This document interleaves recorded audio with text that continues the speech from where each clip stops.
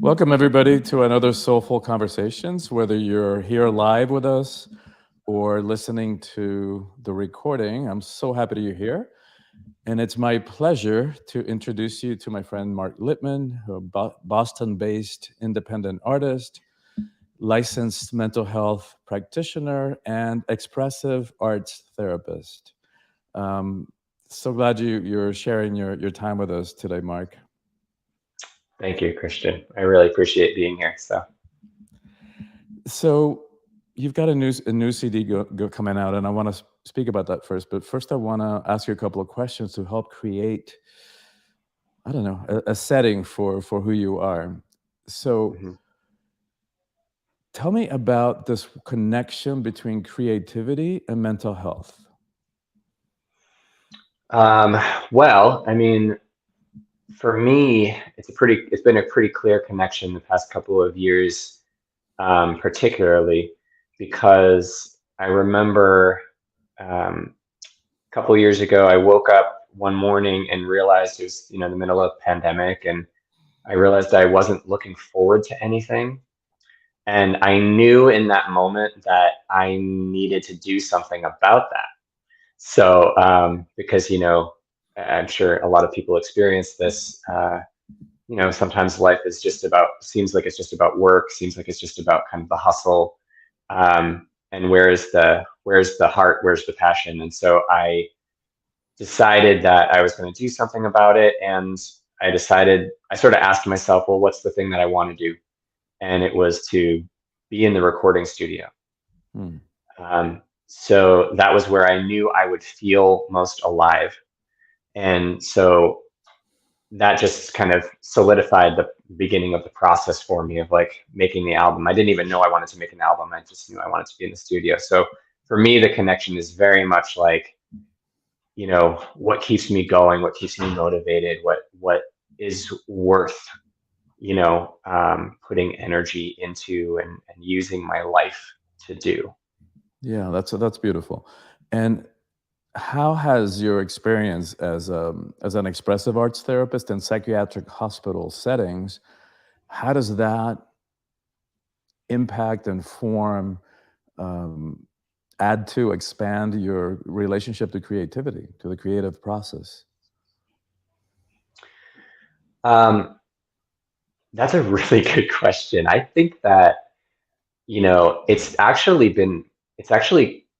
been a part of what I've had to overcome in a way is the challenges of being a creative person and it's trying to inspire other people, to be creative in a setting that is very difficult to do that, Exactly.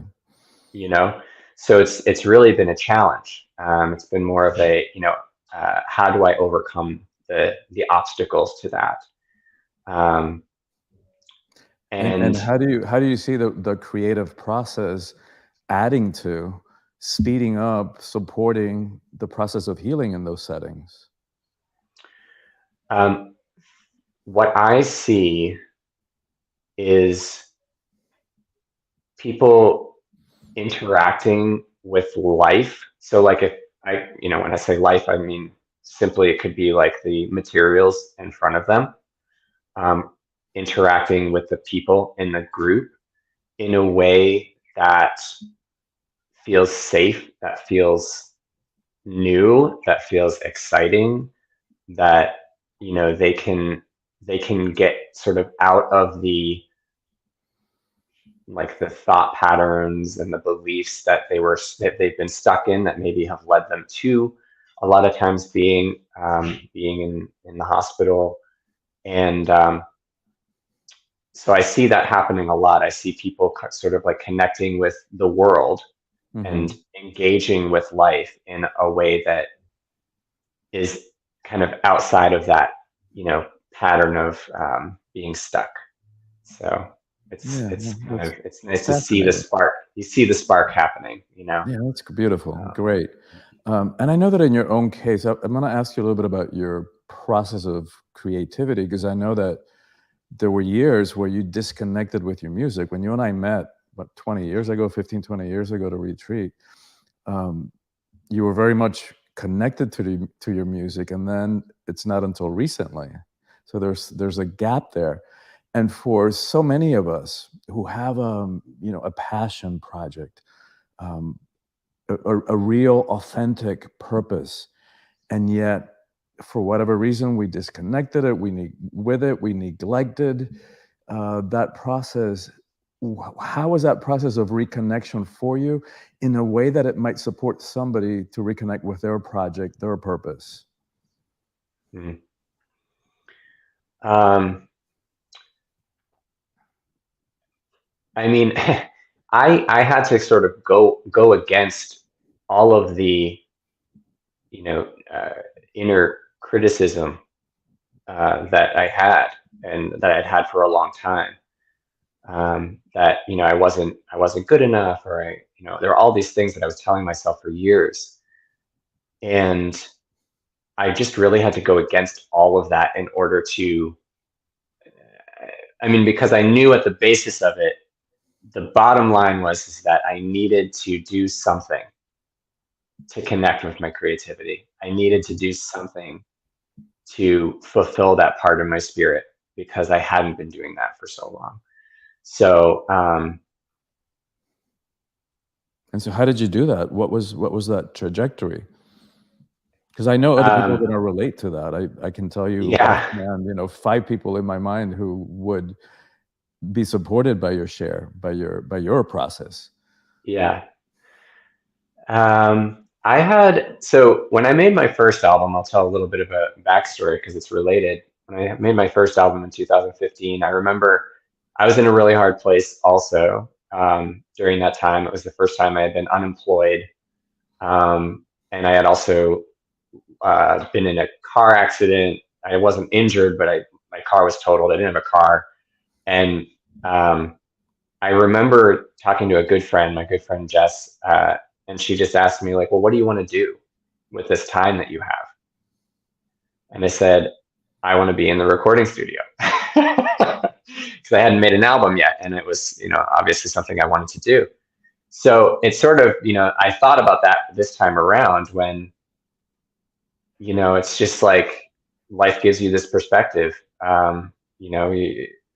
You're staring down kind of nothing happening or not really looking forward to anything. And so the first thing I did was I had to acknowledge to myself that, like, regardless of any negative talk whatsoever that was telling me or making me feel less than, that I was going to do it anyway.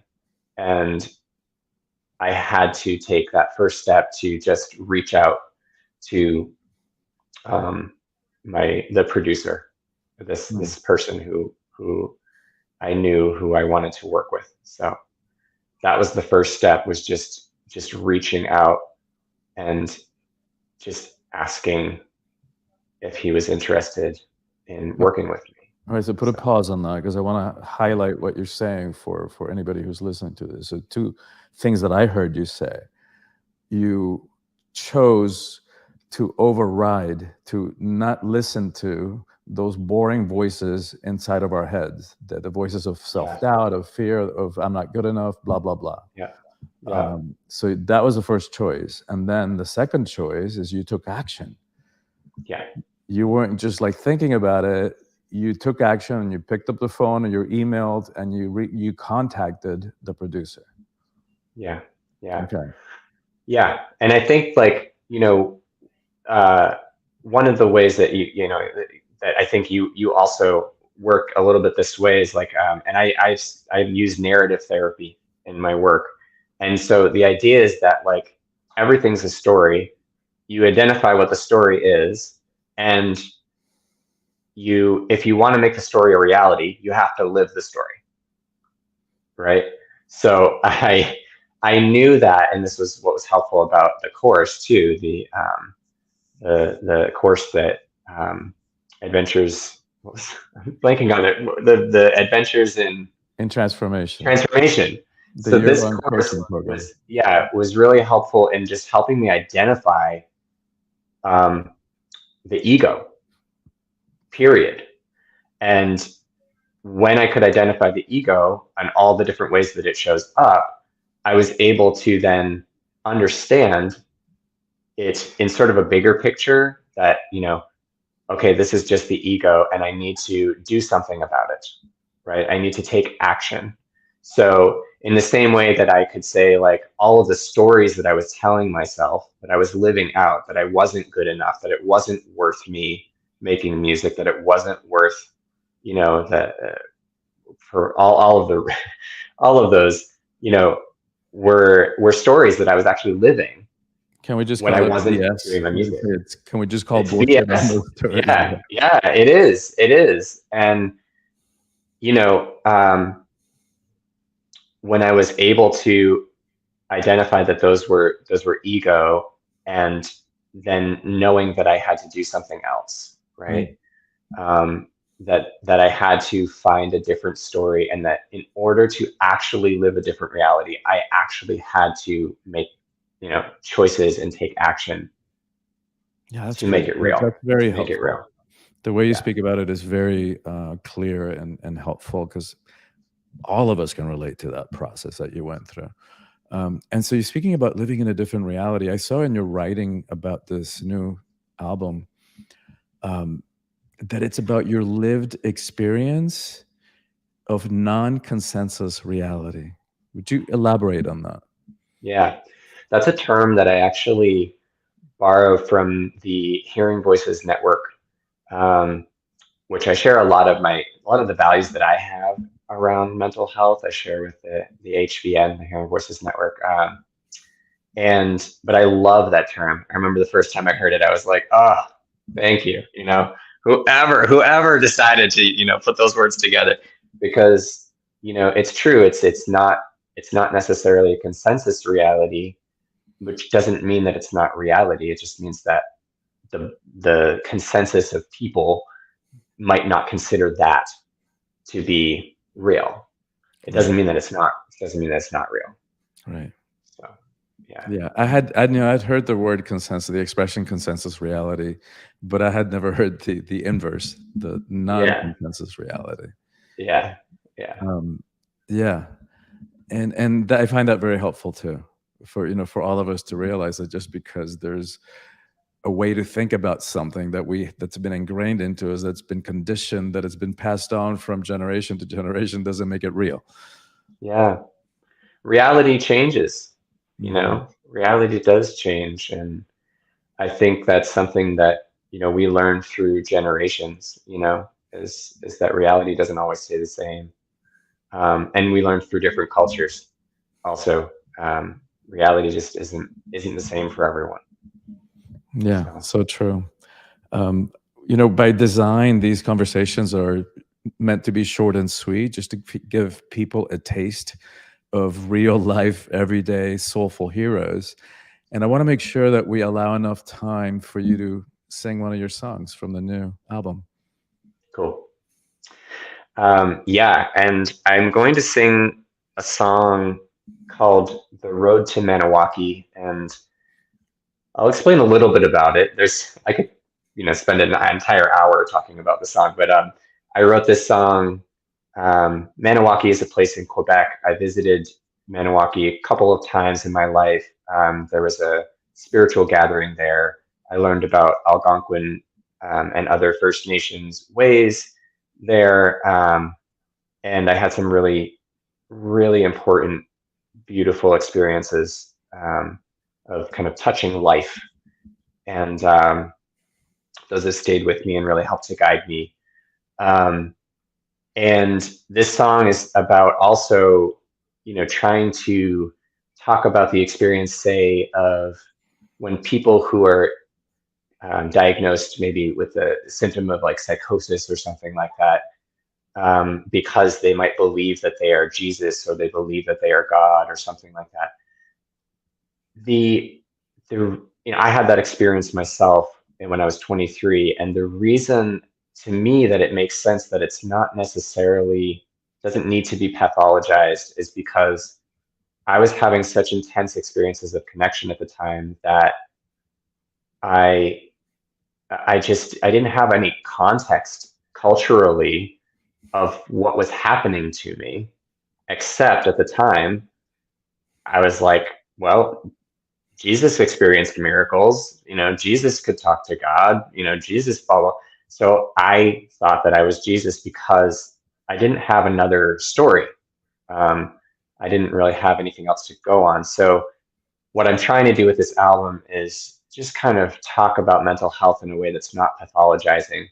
Um, some people are cool with diagnoses. Other people, it affects them in a traumatic way and brings up trauma. So it's like, how do we just pay attention to that not everyone's the same, and that not everyone's going to benefit from. Before you start singing, your beautiful share, reminded me of a story about Ram Dass, the spiritual teacher, who passed a few years ago, whose brother was diagnosed schizophrenic. So the brother asked him one day, why is it that when you claim you're God, people throw money at you, you get houses, you get property, book, contracts, you travel all over the world, you're renowned spiritual teacher. And when I claim I'm God, they put me away. And Ram Dass said to him, well, I never claimed to be the only one. Mm-hmm. Yeah. And I think that's an important piece of what I learned from my experience that had nothing to do with me having some sort of illness or chronic illness. It was just about hubris, and that I needed to learn that lesson, which has nothing to do with mental, health diagnoses or mental illness. It's just hubris is a human thing. Right. So, yeah. All right. So here we go. And take out these so I can hear myself.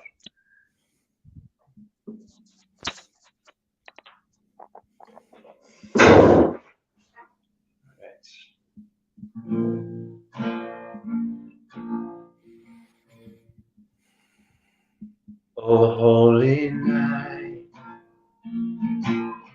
the wolves forgot about me. They left without saying goodbye. The moths are up in flames. Ain't it a shame that I thought I'd try to slide away to the other side? Goodbye, Mom, goodbye, Dad. Goodbye to all the things I had. If I wait before I die, I guess I'll have to set this right. Find the light along the way, shining bright, illuminate. All in all I've sacrificed, I might as well be Jesus Christ, birthing once again. Oh, holy night,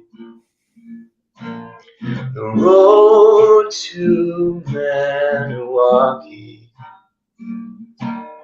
it talks to me sometimes. The fog creeps on the lake, and somewhere I wait, alive, for in silence we speak and become what we dream. Goodbye, Mom, and goodbye, Dad.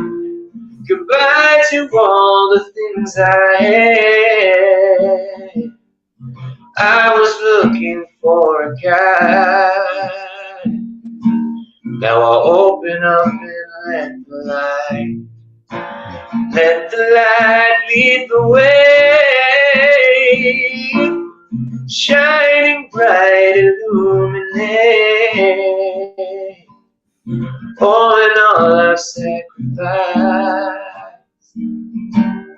I might as well be Jesus Christ, burdened once again. Oh, holy night.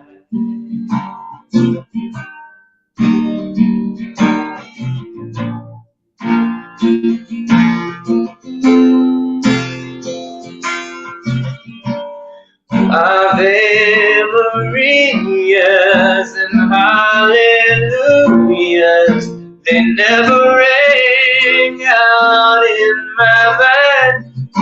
So bright and true, it's all I knew to trust in what I was to find. Now I know what is real and what it takes for wounds to heal. Goodbye, Mom, and goodbye, Dad.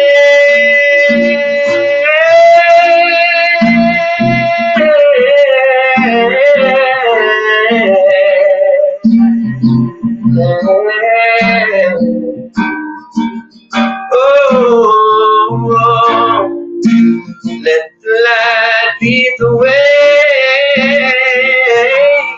shining bright, illuminate.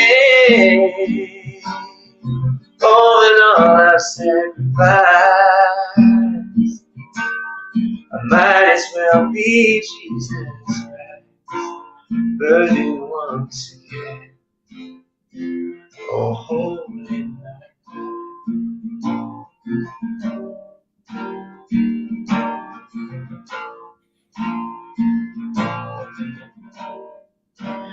Oh, holy night.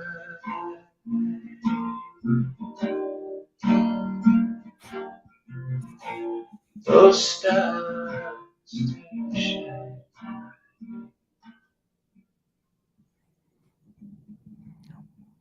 Wow, Mark, that was beautiful and touching, moving, soulful,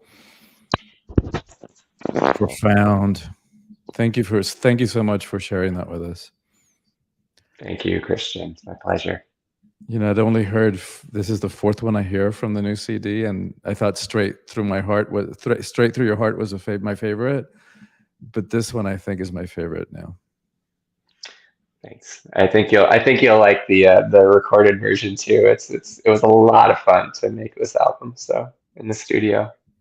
Thank you. The album is The Glimmer, and when is it going to be available? How can people get it? So it's just probably in a couple of weeks. It'll be available on my website.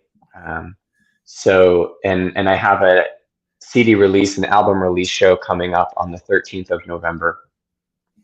So that's also happening, and it'll be either by then or the next week or something. It'll be available on my website. So how can people get information about this album release party? Can they just go to your website that we have listed below? Yep.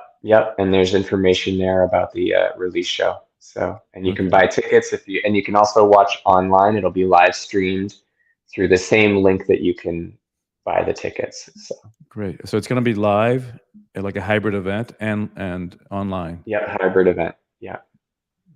Beautiful. All right. Thank you so much. Thanks, Christian, for sharing your beautiful soul with us, Mark, and your story. And thank you, everybody, for watching, for listening, for your support, for your participation in Soulful Conversations.